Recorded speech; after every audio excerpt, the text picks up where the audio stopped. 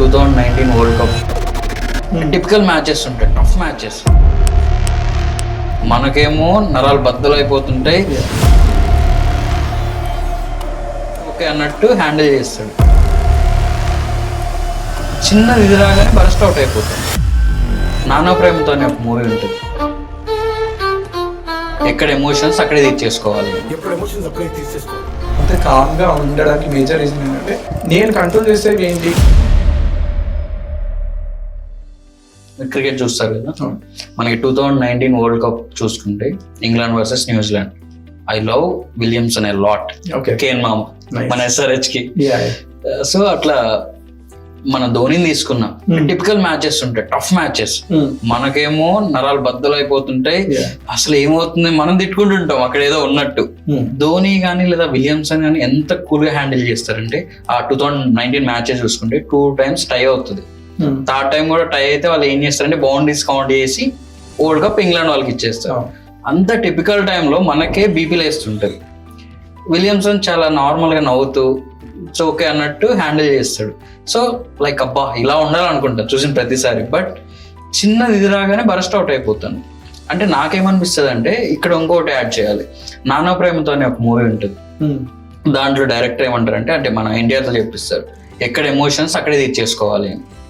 ఇప్పుడు ఏం నమ్మాలి నేనంటే, ఎమోషన్స్ ఉన్నా కంట్రోల్ చేసుకోవాలా, లేదా ఇక్కడ అన్నట్టు ఎక్కడ ఎమోషన్స్ అక్కడే తీర్చేసుకోవాలి, ఏది రైట్? ఓకే, ఫస్ట్ థింగ్ మీరు అన్నట్టు ధోని గురించి చెప్తే, is a captain cool. He handles things అంటే అన్ని సిచ్యువేషన్స్ లో చాలా కామ్గా కంపోజ్డ్ గా ఉంటారు. మనం చూసినప్పుడు అదే ఆ సిచ్యువేషన్ ఎలా ఉన్నారా బాబు అని ఉంటారు. కానీ it comes with lot of practice. And anger కి మనం ఎప్పుడు చూసేది యాంగర్ అనే చూస్తాం, కానీ అండర్లైన్ చాలా ఎమోషన్స్ ఉంటాయి. యాంగర్ అనేది ఒక లౌడెస్ట్ పార్ట్, అంటే బయట కనిపిస్తుంది, కానీ యాంగర్ వెనకాల ఇరిటబిలిటీ ఉండొచ్చు, రిజెక్షన్స్ ఉండొచ్చు, లోన్లీనెస్ ఉండొచ్చు, ఆర్ హెల్ప్లెస్నెస్ ఉండొచ్చు, ఆర్ హోప్లెస్నెస్ ఉండొచ్చు, ఆర్ వర్స్లెస్నెస్. సో ఒక ఐస్బర్గ్ లా చూస్తే యాంగర్ అనేది ఒక టిప్ అంతే, కింద చాలా పెద్ద ఎమోషన్స్ ఉంటాయి. యాంగర్ ఎప్పుడు హెల్దీ అయ్యండి, కానీ అగ్రెషన్ మంచిది కాదు. యాంగర్ అనేది ఒక ఎమోషన్, అగ్రెషన్ అనేది ఒక బిహేవియర్. ఎవడు ఆ క్యాప్టెన్స్ అవ్వచ్చు, విలియమ్స్ అవ్వచ్చు, ధోని అవ్వచ్చు, వీళ్ళందరూ ఆ మూమెంట్ లో అంతే కామ్ గా ఉండడానికి మేజర్ రీజన్ ఏంటంటే, చుట్టూ ఉన్న సిచ్యువేషన్ మేమే కంట్రోల్ చేయాలి అని అనుకోవట్లేదు. మనం చాలా వరకు మనం if I see there some locus of control, అంటే మనం కంట్రోల్ చేసేవి ఏంటి అని టూ డెఫినేషన్స్ లో చూస్తే, నేను కంట్రోల్ చేసేవి ఏంటి, నా మూడ్, నా ఎమోషన్స్, నా థాట్స్, నా ఒపీనియన్స్, నా వాల్యూస్. నేను కంట్రోల్ చేయలేనివి ఏంటి, పక్కన వాళ్ళ మూడ్, ఎన్విరాన్మెంట్ సిచ్యువేషన్స్, ఇంకో ఎలా రియాక్ట్ అవుతారో అన్ని నేను అయితే ఇలాంటి సక్సెస్ఫుల్ పీపుల్ ఎప్పుడు చుట్టూ ఉన్న థింగ్స్ ని కంట్రోల్ చేయడం కంటే వాళ్ళు ఏ థింగ్స్ ని హ్యాండిల్ చేయగలరో చూస్తారు. ఒకటి. ఇంకోటి ఏంటి అంటే, ఎప్పుడైతే మన యాంగర్ చాలా హెల్ప్ఫుల్. ఎందుకంటే యాంగర్ వల్ల మనకి ఏం నచ్చవో తెలుస్తాయి. ఎందుకు అన్ని ఎమోషన్స్ ఇంపార్టెంట్. ఫియర్ మనకి ఏది భయమో చెప్తుంది. ఓకే, పాము అంటే ఫియర్ ఉన్నప్పుడు దాని దగ్గరికి వెళ్ళాం. సేమ్ అలానే జెలస్ అనుకోండి, అది ఏం చేస్తుంది అంటే, ఓకే ఎలా గ్రో అవ్వాలి అనేది ఆస్పెక్ట్ లో. సాడ్నెస్ ఏం చేస్తుంది, మన లైఫ్ లో ఇంపార్టెంట్ ఏంటి అనేది మనకు తెలుస్తుంది. ఒక థింగ్ పోయినప్పుడు చాలా ఫీల్ అవుతున్నాం, నాకు ఎంత వాల్యూ తెలుసు. ఎవ్రీ ఎమోషన్ అనేది ఇంపార్టెంట్. అయితే దాన్ని మనము ఇగ్నోర్ చేస్తున్నామా, కంట్రోల్ చేస్తున్నామా, లేకపోతే యాక్సెప్ట్ చేస్తున్నామా. అయితే చాలా మంది కోపం వచ్చినప్పుడు 1 to 3 లెక్క పెట్టండి 100 నుంచి వెనకాలంటే, కానీ ఆ మూమెంట్ లో నిజంగా ఎవరైనా వచ్చి 100 నుంచి వెనకాల లెక్క పెట్టండి, ఇంకా మనకు కోపం వస్తుంది.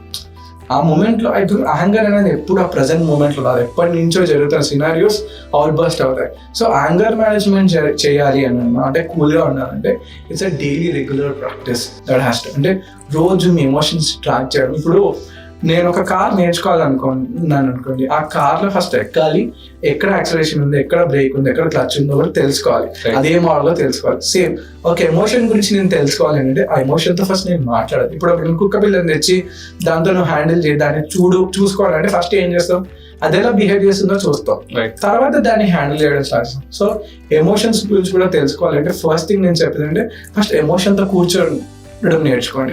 ఒక ఎమోషన్ వచ్చినప్పుడు ఓకే అది ఏం చెప్తుంది, ఎక్కడి నుంచి వస్తుంది ఎమోషన్, దేని వల్ల వస్తుంది, ask questions to rather than ఎందుకు వస్తుంది ఎమోషన్, నేను ఎందుకు ఫీల్ అవుతున్నాను, ఇలా ఫీల్ అవ్వద్దు అని ఇగ్నోర్ చేయడం కంటే ఫస్ట్ ఎమోషన్స్ కి క్వశ్చన్ చేయండి. ఓకే ఇది వస్తుంది ఎమోషన్, దీన్ని నేను ఇలా హ్యాండిల్ చేస్తే హెల్ప్ అవుతుంది. ఒక్కసారి నోట్ డౌన్, ఒక రోజులో మీకు ఏ ఎమోషన్ వస్తున్నాయో ఒక్కసారి నోట్ డౌన్ చేసుకోండి. దీనివల్ల ఎప్పుడైతే నాలెడ్జ్ పెరుగుద్దో ఎమోషన్స్ గురించి హ్యాండిల్ చేయడం దొరుకుద్ది. లైక్ అందరికి చాలా ఈజీ టెక్నిక్ నేను చెప్పేది ఏంటంటే రెయిన్ అనే టెక్నిక్. Rain RAIN. రెయిన్ అంటే వర్షం, బారిష్. ఇది ఈజీ యాక్రోనిమ్ చాలా మంది గుర్తుపెట్టుకోవడానికి. ఏంటంటే రికగ్నైజ్. మీకు ఎప్పుడైతే ఒక ట్రిగర్ ఉంది, ఒక అన్ప్లెజెంట్ ఎక్స్పీరియన్స్ ఉంది, ఒక ఎమోషన్ అవుట్బర్స్ట్ ఉంది అంటే first recognise first and name it. Name it ఎందుకంటే నేమ్ ద ఎమోషన్. ఇప్పుడు నేను ఒక అఖిల్ గారు మీరు ఒక యానిమల్ ని పంపిస్తున్నాను, మీరు ఫైట్ చేయండి అని చెప్పాను అనుకోండి. మీకు యానిమల్ తెలిస్తే బాగా ఫైట్ చేయగలరా, తెలియకపోతే బాగా ఫైట్ చేయగలరా? ఐడియా ఉంటేనే. Exactly same way recognise the emotion first, name it. Okay, I'm having an anxiety. Okay, అలా. సో ఆ ఎమోషన్ ఎప్పుడైతే రికగ్నైజ్ చేస్తారో దానివల్ల first easy method. Then acknowledge and allow. Acknowledge అంటే మనం చాలా వరకు ప్రతిసారి నేను ఇలా ఫీల్ అవుతున్నా, స్ట్రెస్ గా ఎందుకు ఫీల్ అవుతున్నా అవ్వద్దు అని. కొన్నిసార్లు అలౌ చేయండి, సిట్ విత్ ఇట్. అలా అయితే అక్నాలెడ్జ్ ఏంటంటే మనం చాలా తప్పుగా అక్నాలెడ్జ్ చేస్తాం. ఎందుకంటే మనకి ఎప్పుడు హార్ట్ అటాక్ వచ్చినప్పుడు నేను ఒక హార్ట్ అటాక్ అని చెప్పాం, నాకు హార్ట్ అటాక్ వస్తుంది అని చెప్తాం. లైక్ స్టమక్ పెయిన్ అని అంటే నాకు స్టమక్ పెయిన్ వస్తుంది అని చెప్తాం. కానీ సైకలాజికల్ ఇష్యూస్ లో ఏమవుతుందంటే ఐఎమ్ స్ట్రెస్డ్, ఐఎమ్ యాంగ్రీ అని అంటాం, ఐఎమ్ నోటీసింగ్ స్ట్రెస్ అనడం, ఐఎమ్ నోటీసింగ్ యాంగర్ అనడం, ఐఎమ్ నోటీసింగ్ యాంగ్జైటీ అనడం, ఐఎమ్ ఫీలింగ్ యాంగ్జైటీ అనడం. మనం ఎక్కువగా ఏమంటాం ఐఎమ్ యాంగ్రీ, నేను కోపిస్ట్ని, నేను స్ట్రెస్ఫుల్ పర్సన్ని. ఎప్పుడైతే అలా చెప్తామో మన బ్రెయిన్ కో సిగ్నల్ వెళ్తుంది that you are a person completely as stressful. నేను ఎప్పుడైతే దానికి ఐఎమ్ హార్ట్ అటాక్ అని చెప్తానో your a person completely heart attack అనుకుంటుంది. అది దానివల్ల స్ట్రెస్ ఇంకా పెరుగుద్ది. So tell that I'm noticing stress in my body, I'm noticing some heaviness in my body. So acknowledge and allow in this way. And third, as I said, RAI అంటే investigate. ప్రతి emotion అండి మన బాడీలో ఒక signal ఇస్తుంది. ఒక్కోసారి heavy అనిపిస్తే chest దగ్గర గ్రమ్మింగ్ సెన్సేషన్ ఉంటుంది, మౌత్ డ్రై అవుతుంటుంది, పాల్పిటేషన్స్ ఉంటాయి. ప్రతి ఎమోషన్ వెనకాల అన్ప్లెజెంట్ ఎక్స్పీరియన్స్ మన బాడీ రియాక్ట్ అవుతూ ఉంటుంది. So investigate, just sit for some time and see which of your body part అంటే మీ బాడీ మొత్తంలో ఏ పార్ట్ రియాక్ట్ అవుతుంది, ఎక్కడ మీకు ఆ హెవీనెస్ ఉంది, ఎక్కడ మీకు ఇబ్బందిగా ఉంది. ఫస్ట్ ఇన్వెస్టిగేషన్ తర్వాత then and is nurture that particular emotion, particular body part.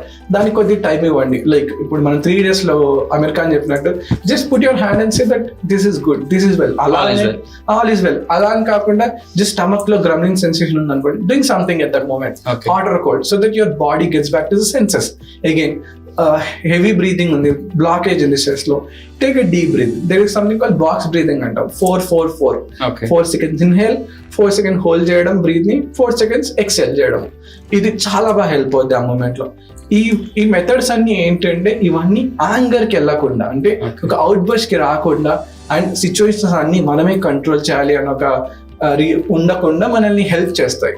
So ఇవి ఫాలో అవుతే ధోనిలా మనం కూడా ఉండొచ్చు, కామ్ గా, కంపోస్ట్ గా, హెల్దీగా. నెగెట్ ఫస్ట్ వాళ్ళు ఆ ఎమోషన్స్ ని ఎలా హ్యాండిల్ చేయాలో నేర్చుకుంటారు, అదని కంట్రోల్ చేయడం కంటే.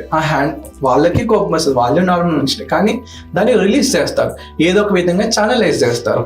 సో అది స్పోర్ట్స్ లో అవ్వచ్చు, హాబీస్ లో అవ్వచ్చు, అండ్ ఒక యాక్టివిటీలో అవ్వచ్చు. ఇప్పుడు ఎంతమంది హాబీస్ లో ఇన్వాల్వ్ అవుతున్నాడు, చాలా తక్కువ. ఏమన్నా అంటే నాకు టైం లేదు సార్, లైక్ ఫుల్ 24/7. బట్ ఒక 15-20 minutes మీకు మీ గురించి తీసుకొని కూర్చోండి, మాట్లాడండి మీతో మీరు. చాలా మందిని చూస్తున్నాను, అందరితో బాగుంటారు కానీ వాళ్ళతో వాళ్ళు చాలా కోపంగా ఉంటారు. ఇప్పుడు లిటరల్లీ మన ఫ్రెండ్ వచ్చారు, ఎగ్జామ్ లో ఫెయిల్ అయ్యారంటే అరే ఏం కాదని, చదువుకోరా, మంచి చేయరా, నేను ఉన్నా అంటాం. అదే మనం ఫెయిల్ అయితే అరే ఏంట్రా నువ్వు ఏం చదవట్లేదు, మనం తిట్టుకుంటూ ఉంటాం. We are very harsh to ourselves. It's very important to be kind to ourselves first. ఇంకొకరికి అంత కైండ్ గా ఉన్నప్పుడు మనతో మనం ఎంత కైండ్ గా ఉండాలి. సో ఎప్పుడైతే మనతో మనం కైండ్ గా ఉండడం స్టార్ట్ చేస్తామో, ఇప్పుడు ఎవరైనా ఏడుస్తున్నారు అనుకోండి, స్ట్రెస్ లో ఉంటే వెళ్ళి ఎందుకు స్ట్రెస్ లో ఉన్నావు, ఎందుకు ఏడుస్తున్నావు అంటామా, అరే పర్లేదు నేను ఇట్స్ ఓకే నేను. అదే మనకు స్ట్రెస్ లో వస్తే ఎందుకు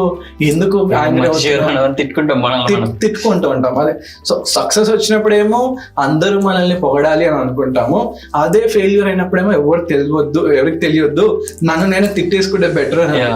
సో ఇంకోటి మనకు కూడా చిన్నప్పటి నుంచి ఏంటంటే సక్సెస్ వచ్చినప్పుడు పొగడొద్దు, నువ్వు అరే ఎక్కువ పొగడకు అని, వాడు మళ్ళీ ఇది అయిపోతాడు, మళ్ళీ గ్రో అవ్వడు అని. బట్ ఇట్స్ ఇంపార్టెంట్ టు మనకి ఒక మంచి విషయం చేసినప్పుడు ప్యాట్ యువర్ బ్యాక్, అరే యూ డూయింగ్ గుడ్ జాబ్ అని. ఫెయిల్యూర్ జరిగినప్పుడు అరే ఇట్స్ ఓకే యువర్ వర్కింగ్. ఎలా అయితే మన ఫ్రెండ్స్ తో మాట్లాడతామో అలా మాట్లాడండి. దేర్ ఇస్ టెక్నిక్, సైకాలజీలో డబుల్ కంపాషన్ టెక్నిక్ అంటారు. అంటే నువ్వు వేరే వాళ్ళతో ఎదుటి వాళ్ళతో ఎంత బాగా మాట్లాడుతున్నావో, నువ్వు స్ట్రెస్ఫుల్ గా ఉన్నప్పుడు, నువ్వు ఫెయిల్యూర్ లో ఉన్నప్పుడు, నువ్వు లోన్లీనెస్ ఉన్నప్పుడు నీతో కూడా అంతే బాగా మాట్లాడు. మనం మర్చిపోయాం, మనతో మనం మాట్లాడమే మర్చిపోయాం. అది ఇప్పుడు అసలు టైం దొరకట్లేదు అని అంటారు. బట్ ఒకరోజు కూర్చొని ఒక్కసారి లోపడున్న మనిషితో మాట్లాడండి. వాడు ఎన్ని అడుగుతుంటాడో, ఎన్ని చెప్తూ ఉంటుందో ఒకసారి కూర్చొని మాట్లాడితే మేబీ వాళ్ళకు ఒక ఇన్నర్ చైల్డ్ అంటాం, లోపల ఇన్నర్ చైల్డ్కి లవ్ ఇవ్వచ్చు, కంపాషన్ ఇవ్వచ్చు.